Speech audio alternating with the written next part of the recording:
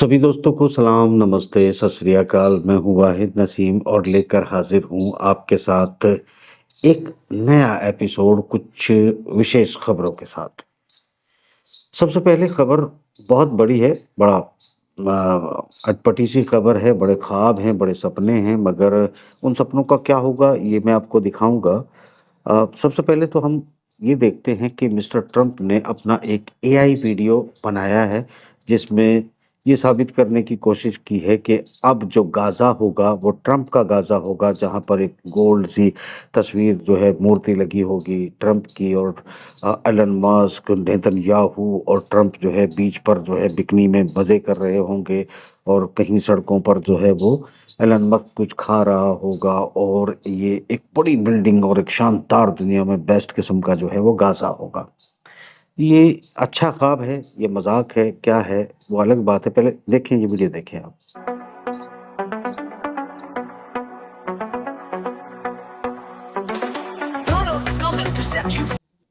दोस्तों, क्या सचमुच अब गाज़ा बदलने जा रहा है, गाज़ा के दिन बदलने जा रहे हैं, और ये जो मिस्टर एलन मस्क और ट्रंप हैं, क्या ये सचमुच गाज़ा की तकदीर बदल देंगे और ये लोग अब गाज़ा को जो है वो रीबिल्ड करने जा रहे हैं, और बड़ी आसानी से इनके कहते ही गाज़ा के लोग खाली कर देंगे और ये चले जाएँगे। आखिर ये मामला क्या है?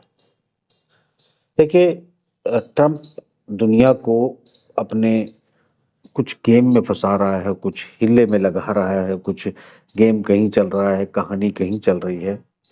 ये सब समझने के लिए हमें अ, अमरीकी अर्थव्यवस्था के नए निज़ाम को भी समझना होगा, और हम कोशिश करेंगे कि आने वाले दिनों में किस तरह का अमेरिका होगा उस पे हम तफ़सीली एक बातचीत करें, जिससे हमें ये पता चल सके कि आखिरकार अमेरिका क्या वाक़ई एक इतना ताकतवर देश अब बचा है जिसे रशिया दरकिनार करते हुए, दुनिया को नकारते हुए, और बड़ी आसानी से गाज़ा के लोग बात मान लेंगे और ये बस जैसा चाहता है वैसा बना लेगा। क्या इसमें अकेले ये सपना ट्रंप का है? मुझे लगता है नहीं। दरअसल ट्रंप के मन में क्या चल रहा है, एग्जीक्यूशन क्या होगा, ये बिल्कुल अलग बात है। ये एक मनोरंजक वीडियो है जो दिल बहलाने के लिए, ख्याल अच्छा है गालिब वाली कहानी है। एक बड़ा अच्छा सा शेर है वो गालिब का कि हमको मालूम है जन्नत की हकीकत, लेकिन दिल बहलाने के लिए ख्याल अच्छा है। तो बेसिकली ये जो ख्याल अच्छा है ट्रंप का, इसमें कोई हकीकत है कि नहीं ये देखा जाएगा। सबसे बड़ी इस वक़्त जो बातचीत चल रही है वो कुछ इंटरनल ऐसी चल रही है कि गाज़ा को पहले मिस्र के हवाले किया जाए और मिस्र की फ़ौजें यहाँ का इंटरनल निज़ाम सँभालें, और मिस्र की जो फ़ोर्सेस हैं उस निज़ाम को सँभालें, और उसके बाद गाज़ा के लोगों को ना भी निकाला जाए और यहाँ रिबिल्डिंग शुरू हो जाए। यहाँ जो पैसा लगेगा उसमें इन्वेस्टमेंट होगा, वाक़ई दूसरे एक नया गाज़ा बनाया जा सकता है। चूँकि याद रखिएगा कि आज जो जो एक जो लाशें आई थी गाज़ा से, आज उनका भारी जो है भीड़ के साथ उनके जनाज़े का जो है वो उनकी मिट्टी को सुपुर्द-ए-खाक किया गया है। हालाँकि जितनी बड़ी तादाद में उनके जनाज़े में लोग जुटे हैं, ये पता लगता है कि एक इंसान की कीमत भी कितनी होती है, और जब दूसरों के जनाज़े जाते हैं, तो ये जनाज़ों पर बमबारी करते हैं, ये भी भूलने वाली बात नहीं है।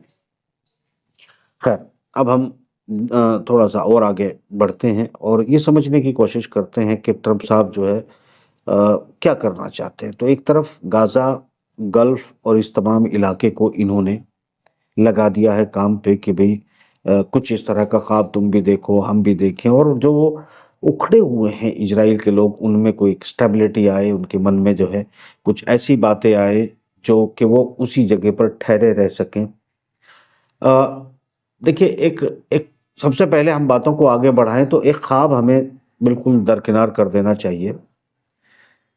जिस तरह से थर्ड वर्ल्ड कंट्रीज़ को और वहाँ के ख़ास तौर से मुसलमानों को जो एक एजुकेशन दी गई है, या फिर एक जिस तरह का उनका नैरेटिव बिल्ड किया गया है यहूदियों के लिए, ये नैरेटिव जो है वो ईसाइयों के बीच में भी नहीं है, मगर ईसाइयों में एक तबका है जो मुसलमानों से भी ज़्यादा यहूदियों से चिढ़ता है, और उनका बाकायदा एक क्रूसेड रहा है और धर्मयुद्ध रहा है और उन्होंने लड़ा है, वो भी मौजूद है।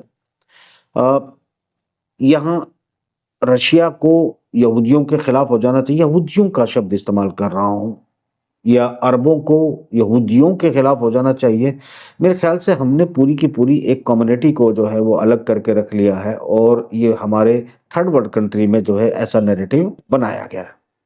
हमें ये ध्यान रखना चाहिए कि चाहे अरब के मुसलमान हों, चाहे वो आप जानते हैं कि ईरान में बहुत बड़ी तादाद में यहूदी रहते हैं, और अ, आज उनका जो इजराइल का अखबार है जेरूसलम पोस्ट, वो लिख रहा है कि आखिर ईरान के जो यहूदी हैं वो क्यों ईरान के खिलाफ जासूसी करके इजराइल का समर्थन करते हैं। तो इसका मतलब बड़ी तादाद में यहूदी आज भी रहते हैं, ईरान में रहते हैं। तो ये भी आपको ध्यान रखना चाहिए कि अगर इतनी ही नफरत है कि यहूदी देखना पसंद नहीं करते, तो ईरान उनको कभी का निकाल चुका होता या ख़त्म कर चुका होता।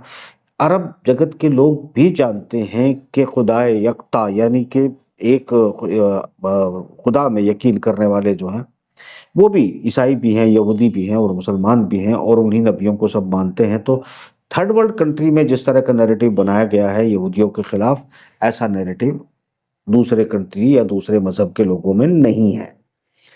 तो अरब जगत भी चाहता है कि उनका ये यहूदी भी यहाँ पर रहें, और अरब जगत भी रहें, और उनका जो व्यापार है, उनका जो टूरिज़्म है वो बढ़े आगे, और इस इलाके में जो इकोनॉमी है आगे आने वाले दिनों में, जो न्यू वर्ल्ड ऑर्डर की इकोनॉमी है उसको सर्वाइवल मिले, तो मिलजुल कर काम किया जाए। इसमें वो बड़े आसानी से तस्लीम करते हैं कि जो बेसिकली यहूदी कम्युनिटी है, वो किसी तरीके से, अगर हम इसको यहूदी कहें या बनी इसराइल कहें, तो दोनों में थोड़ा सा फ़र्क आ जाता है चीज़ों में। और इसमें बहुत सारे कबीले हैं, बहुत सारे ऐसे लोग हैं जो बिल्कुल मानवता के साथ चलना चाहते हैं, मानवता की सेवा करना चाहते हैं, मानवता सर्वोपरि है, मगर बहुत से ऐसे कट्टर हैं इनमें ख़ैमे के जो बिल्कुल इंसानों को जानवर और दास समझते हैं। तो हर तरह के लोग हर मज़हब में मौजूद हैं, हर धर्म में मौजूद हैं। ज़्यादातर अगर आप कोई अच्छा काम करते हैं और बहुत बड़ी तादाद में भी मौजूद हैं, तो आपको उसका जो इनकमिंग रिजल्ट है वो बहुत ज़्यादा नहीं मिलता है, और उसकी बहुत ज़्यादा लोग चर्चा नहीं करते हैं। मगर जो नेगेटिव करने वाले लोग होते हैं, अगर वो मुट्ठी भर भी हों, तो वो पूरी दुनिया में छा जाते हैं, पूरी दुनिया का चर्चा का विषय रहते हैं। तो ये जो मसला है, इसे आपको ध्यान से समझना चाहिए। दोस्तों, दूसरी बात ये भी है इस पूरे मामले में कि अरब जगत को भी मेरे ख्याल से वो डील ऑफ सेंचुरी और मनामा डील और बहुत सारी चीज़ें जो जो ट्रंप बोल रहा है, जो प्रस्ताव वो दे रहा है, दरअसल ये बहुत पहले ट्रंप के पहले कार्यकाल में तय हो चुके हैं, और ये उसी को आगे गा रहा है। मगर इसमें सिर्फ वो नेतन्याहू को और एलन मस्क को शामिल करके एक ऐसा साबित करने की कोशिश कर रहा है कि भाई एलन मस्क और नेतन्याहू के लिए भी, यानी यहूदियों के लिए भी, इजरायलियों के लिए भी एक बढ़िया एनवायरनमेंट होगा, जो वो गाजा में आ सकेंगे, जा सकेंगे। तो ये कुछ जो चल रहा है, ये जो मसला है, इस पूरे मसले को एक साइकोलॉजिकल हैंडल करने की जो कोशिश की है, और एआई द्वारा ये वीडियो जारी किया है ट्रंप ने, इसके मायने अभी कुछ भी नहीं है सिवाय एक सोच के। क्योंकि ये मैंने एक पक्ष बताया है, मैं दूसरे पक्ष में आ जाता हूं। चाहे रूस हो, रूस का कोई इस्टेब्लिशमेंट हो, या व्लादिमीर पुतिन हो, लवरोव हो, या फिर उनका कोई भी थिंक टैंक का दमित्री देव हो, कोई भी हो, यहूदियों से उनको कोई बहुत नफरत हो, ऐसा नहीं है। ये मत भूलिएगा कि यहूदियों के लिए एक बहुत बड़ी जंग जो है यूएसएसआर ने लड़ी थी, जब जेनोसाइड इनका हो रहा था। जब इनको हो रहा था कि नहीं हो रहा था वो अलग मुद्दा है, मगर जो लोग बताते हैं उस तरीके का जो आम प्रचलित बात है, उसमें अगर हम मान लेते हैं, तो उसमें रशिया सेकेंड वर्ल्ड वॉर लड़ चुका है, और सेकेंड वर्ल्ड वॉर में अपना फुटप्रिंट छोड़ चुका है। याद रखिएगा कि उसी की याद में जो है एक और विजय दिवस मनाया जाता है रशिया में, जो मनाया जाने वाला है, जिसमें हमारे प्रधानमंत्री नरेंद्र मोदी जाने वाले हैं। तो वहाँ जाने के बाद फिर जो रवैया ट्रंप के साथ बैठकर था, पुतिन के साथ बैठकर क्या बदलेगा। 15 दिन की डिप्लोमेसी पिछले 11 साल से मैं देख रहा हूँ, 15 दिन इधर 15 दिन उधर। अच्छी कामयाब डिप्लोमेसी है। आर्थिक व्यवस्था या निज़ाम या देश की तरक्की अच्छी है या नहीं है, इस पर अलग बात करेंगे। मगर ये है कि दोनों को उलझाए तो अच्छा है, और अगले जो है जब अब रूस की यात्रा करेंगे तो फिर लगेगा कि अब ट्रंप की बात को भूल गए। अब हम खुद मुद्दे पे आ जाते हैं। मेरे ख्याल से ये ज़्यादा महत्वपूर्ण बात नहीं है। ये महत्वपूर्ण बात तब होगी जब देश की अर्थव्यवस्था या निज़ाम या दुनिया के एक ग्लोबल मॉडल पर बात करेंगे। तो फिलहाल हम बात करते हैं उस मॉडल पर कि ट्रंप बिल्कुल बाकायदा बात करने की अपनी टीम को भेजा है। सऊदी अरब में बातचीत चल रही है। आज लवरोफ जो है कतर में है, अल तमीम से उसकी मुलाकात हो रही है। तो जितना एक्टिव ज़बानी तौर पर ट्रंप नज़र आ रहा है, ज़मीनी तौर पर उससे कहीं ज़्यादा रशिया और चाइना एक्टिव है, ये मत भूलिएगा। आज एक बहुत बड़ा बयान दिया है हाफिज जी ने, वो क्या नाम उसका रजब तैयब अर्दोगान। रजब तैयब अर्दोगान ने ये कहा है कि अगर यूरोप को कोई बचा सकता है तो वो मैं हूँ, यानी तुर्की है जो यूरोप को बचा सकता है। तो अब आप समझ सकते हैं कि कुछ दिन पहले ये भी कहा था रजब तैयब अर्दोगान ने कि वर्ल्ड में दो ही नेता हैं, एक व्लादिमीर पुतिन और दूसरा रजब तैयब अर्दोगान। इसे हल्के में नहीं लेना चाहिए कि अगर ऐसे हालात में जब पैर उखड़ रहे हैं यूरोप के, जब सैंक्शन लगाई जा रही है यूरोप के ऊपर, फौजें वहाँ से निकालने की तैयारी चल रही है, भारी कीमत वसूलने की तैयारी की जा रही है, मिस्टर ट्रंप ने एक और नया बम फोड़ दिया है जिसमें उसने ये कहा है कि भाई मैं गोल्ड वीज़ा देने के लिए लोगों को तैयार हूँ, अगर कोई अमेरिका आना चाहता है तो मोस्ट वेलकम, मगर उसके लिए 43 करोड़ 35 लाख रुपए, 50 लाख रुपए आपको पे करने पड़ेंगे, यानी $5 बिलियन।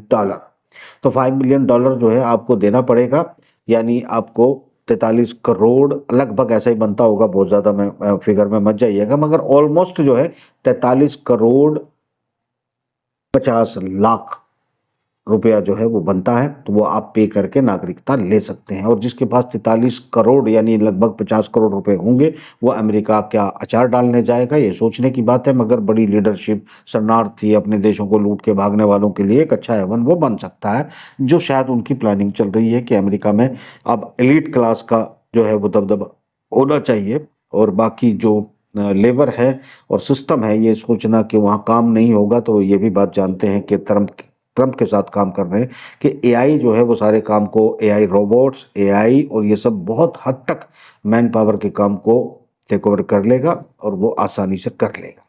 तो ये अलग बात है कि उसमें कुछ एक्सपर्ट्स का ये मानना कि वहाँ लेबर नहीं होगी तो दिवालिया हो जाएगा, ये हो जाएगा, कुछ नहीं होगा। अमेरिका को एक अलग मॉडल में वो खड़ा करने की कोशिश कर रहा है, और उसके पीछे पूरा एक प्लान है और एक थिंक टैंक है।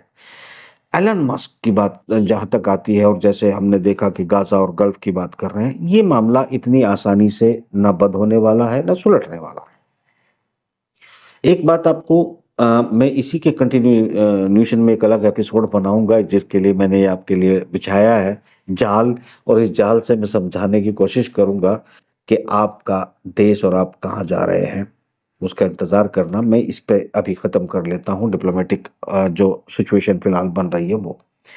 तो अगर ट्रंप जो है, जो कि बिल्कुल सैंक्शन हटा देगा रूस के ऊपर से, तो इसका मतलब ये है कि रूस के साथ व्यापार करने के लिए दुनिया से जो दरवाजे पुतिन ने खोले हैं, एक तरफ ट्रंप अपने रास्ते बंद कर रहा है, यूरोप अपने यहाँ से दबाव कम करना चाहता है, रशिया अपने यहाँ दरवाज़ा खोलना चाहता है कि कोई भी आए उसके देश में रहे। सुदूर पूर्व के इलाके उसके खाली हैं, जिनके लिए वो मकान भी प्रोवाइड करेगा, जिसके लिए वो जो है रोज़गार भी मुहैया कराएगा, और एक नए रूस और एक नई दिशा में ले जाने की कोशिश कर रहा है। दोनों एक दूसरे के बिल्कुल अपोजिट है। एक वो दुनिया में पॉपुलेशंस का इस्तेमाल करना चाहता है, दूसरा अपने पॉपुलेशंस को जो है उसके दबाव को कम करके सिर्फ एलीट क्लास लोगों को रखना चाहता है। तो दोस्तों मैं आपको एक बात बताना चाहता हूँ कि चाइना और यूएसएसआर, माफ करना, रशिया जो है मिलकर जो उन्होंने प्लान तैयार किया है वो बड़ा अजीब प्लान है। यानी अब दुनिया में आप मान लीजिएगा कि कैपिटलिज्म की हार हो चुकी है। 500 साल का उसका जो हेवन एरा था वो खत्म हो चुका है, और ये दौर सोशलिस्टों का है। यहाँ सोशलिस्ट होंगे जहाँ हर चीज, हर वस्तु हर हाथ में होगी, और ये हर हाथ में जो वस्तु होगी, यानी आइटम होगी, इक्विपमेंट होंगे, गुड्स होंगे, यानी गरीब और अमीर सबको वो एक जगह कम से कम मिनिमम सुविधाएं जो दुनिया की होती है वो सबको इस्तेमाल करने का मौका देंगे। ये सोशलिज्म का या इसे कम्युनलिज्म को मैं इस्तेमाल नहीं कर रहा हूँ, क्योंकि अभी दुनिया के अंदर वो जो मार्क्सवाद और लेनिनवाद या फिर जो है टीटूवाद है, वो सब वाद खत्म हो चुके हैं।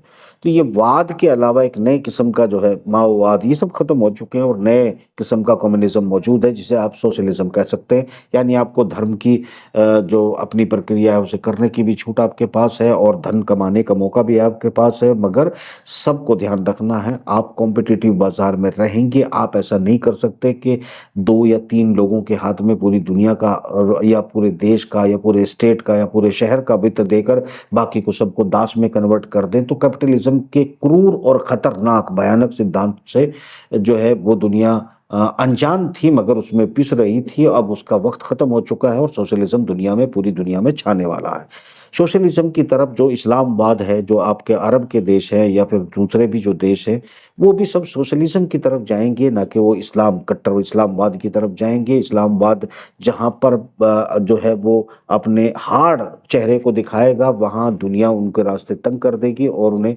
मजबूर किया जाएगा कि वो लिबरल और सोशलिज्म की तरफ जाए। ये पूरी दुनिया में एक स्ट्रैटेजी तय हो चुकी है, जिस पे अरब भी सहमत है और ईरान भी उसमें सहमत होगा। तो कुल मिला के आने वाला क्या वहां पर जो है फेरबदल होगा ईरान के अंदर, वो देखने वाला होगा, मगर यहाँ कट्टरवाद अगली दुनिया में नहीं चलेगा, याद रखिएगा ये बात। और जो नहीं रखना चाहते, समझना चाहते, उन्हें समझा लीजिएगा, क्योंकि ये जो मैं आपको बता रहा हूँ ये वो दुनिया का सत्य है जो आगे लागू होने जा रहा है। तो हम सोशलिज्म की बात कर रहे हैं, जहाँ सबको रहने का अधिकार होगा, सबको जीने का अधिकार होगा, सबको इस्तेमाल करने का हर चीज का अधिकार होगा। Capitalism over. अब कैपिटलिज्म यानी ओवर करने के लिए, मगर अमेरिका के अंदर कैपिटलिज्म रहेगा, स्विट्जरलैंड के अंदर कैपिटलिज्म रहेगा, लंदन के अंदर कैपिटलिज्म रहेगा, पेरिस के अंदर कैपिटलिज्म रहेगा, जर्मनी में भी कहीं कहीं रहेगा। मगर एक चीज आपको बता दें कि वो सिमट जाएंगे और रुक कर, ठहर कर अपने गेम को शुरू करेंगे और घूम फिर कर वो जो है किसी ना किसी बहाने चाइना को अपने लपेटे में लेंगे, जिन्हें अभी एक लंबा वक्त लगने वाला है। आज ही इस गेम को वो प्ले नहीं कर सकते। तो जहां तक ये जो बड़बोलापन है ट्रंप का, वो अनजाने में बोल रहा है ऐसा नहीं है, बल्कि उसका एक प्लान है और उस प्लान में दिखाता कुछ है, करता कुछ है, कि कहानी चल रही है। वो बिल्कुल ना अनाड़ी है, ना ही कोई बड़बोला है। वो बहुत सोच समझ के अपनी बात कहता है, क्योंकि बहुत बड़ा एक साइकोलॉजिकल गेम जो है वो दुनिया में फैलाया गया है। जैसे आज माली के राष्ट्रपति ने एक स्टेटमेंट दिया है, स्टेटमेंट के साथ साथ में बाकायदा अमेरिका को वार्न किया है। और क्या वार्न किया है? उसने कहा ये जो यूसड है ना हमारे यहाँ, इस जो आप हमारे यहाँ यूसड को पैसा भेजते हो या दूसरा जो डोनेशन के जरिए यूसड पैसा इकट्ठा करता है, हमारे यहाँ आतंकवादियों को वो पैसा इस्तेमाल ना हो रहा हो, इसकी जांच होनी चाहिए। हमें डाउट है कि यूसड जो है यहाँ पर आतंकवादी प्रमोशन करता है। देखिएगा यूसड के बारे में माली के राष्ट्रपति ने क्या कहा है अमेरिका को, और ट्रंप हर जो है वो क्यों यूसड को खत्म। अब हम एक ही बात नाम जानते हैं, यूसड यूसड हम कर रहे हैं। यूकेड, यूसड और इसराइल की भी एक ऐसी संस्था है, और इस तरह की संस्था ने गठजोड़ बना रखा है, और ये गठजोड़ बनाकर दुनिया के देशों में हर चीज में घुस जाते हैं। समाज के आखिरी कोने तक ये लोग घुस जाते हैं और फिर आप ही के नेताओं को उनकी ट्रेनिंग कराते हैं, उनको सबक सिखाते हैं, उनको अर्थव्यवस्था का ज्ञान देते हैं, नेतागिरी का ज्ञान देते हैं, फिर उनकी मीडिया इधर उधर जाके जनता के अंदर मदद करते हैं और ये सत्ता परिवर्तन बड़ी आसानी से कर लेते हैं।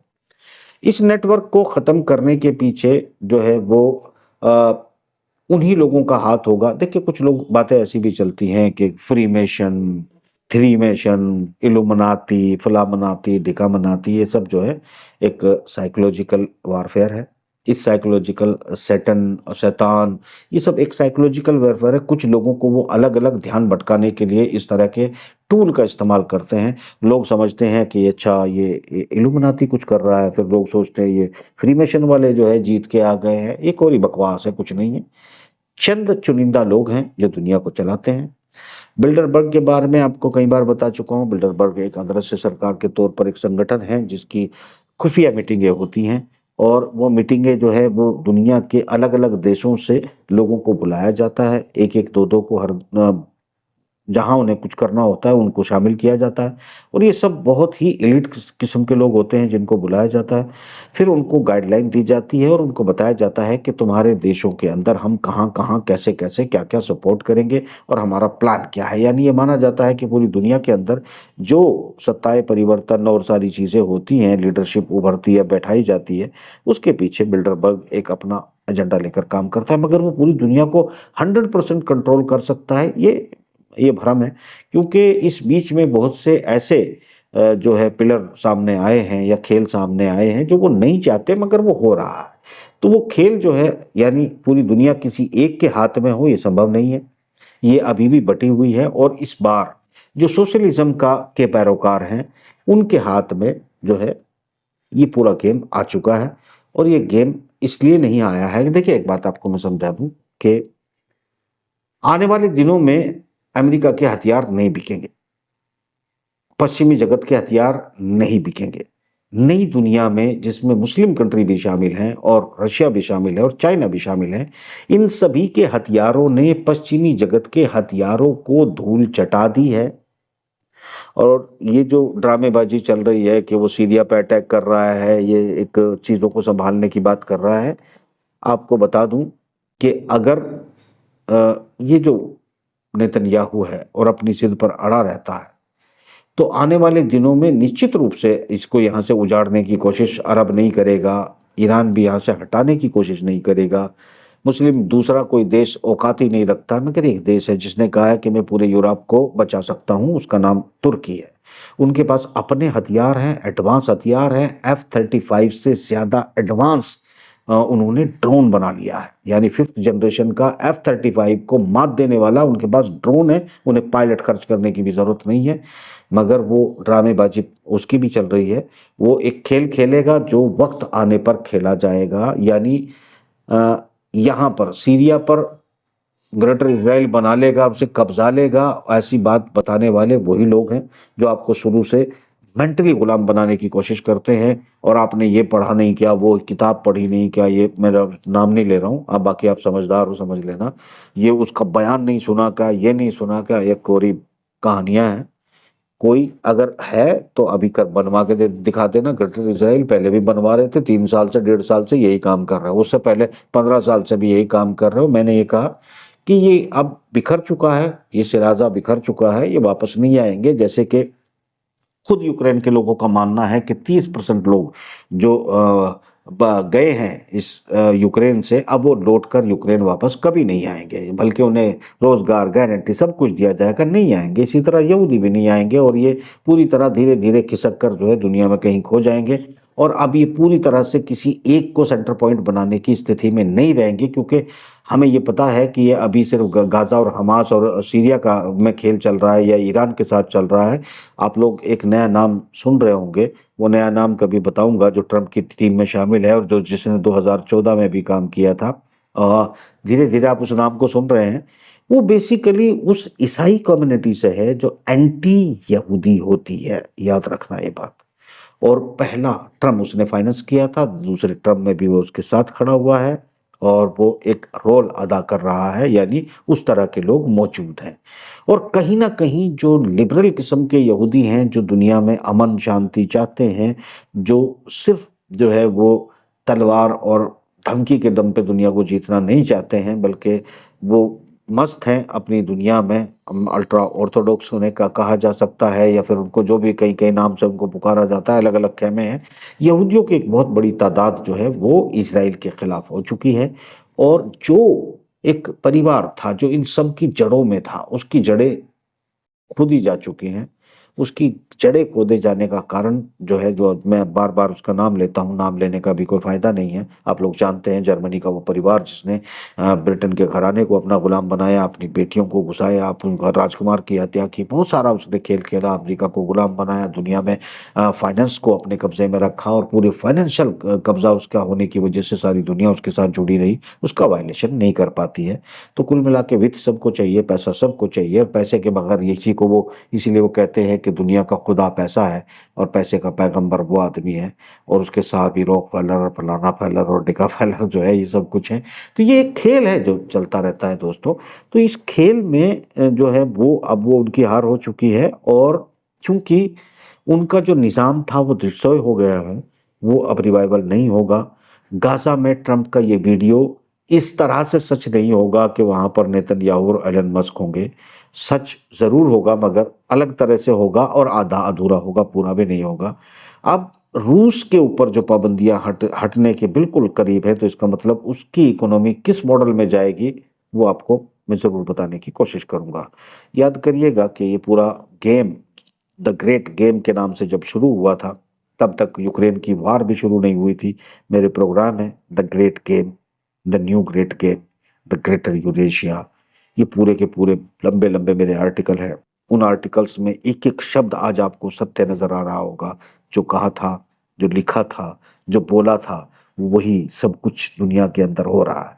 तो मैं बड़े अपने चाहने वाले दर्शकों को ये समझाने की कोशिश कर रहा हूँ। मैं जानता हूँ वो गिने चुने लोग हैं, एलीट है, और जो कोई नया आदमी जुड़ता है वो समझ नहीं सकता। तो प्लीज़ पहले वो 10 20 50 मेरे वीडियो देखे, आर्टिकल पढ़े, उसके बाद मेरा प्रोग्राम देखे, क्योंकि सिर्फ एक प्रोग्राम देखकर तुम ना मेरी बात समझ सकते हो ना मुझे समझ सकते हो।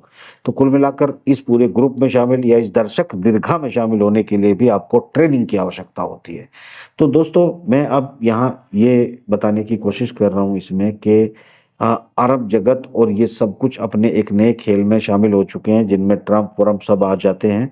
और अब दुनिया की अर्थव्यवस्था का क्या होगा, अर्थ निज़ाम क्या होगा, मैं बिल्कुल कायदे से आपको समझाऊंगा कि कहाँ कहाँ कौन कौन सा देश क्यों आबाद होगा और क्यों बर्बाद हो जाएगा।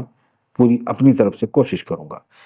तो इस प्रोग्राम में मेरे ख्याल से काफ़ी लंबा हो गया, तो टेंशन लेने की ज़रूरत नहीं है। सोशलिज्म का दौर शुरू हो चुका है। कम्युनलिज्म ज़मीन पर गाड़ दी जाएगी।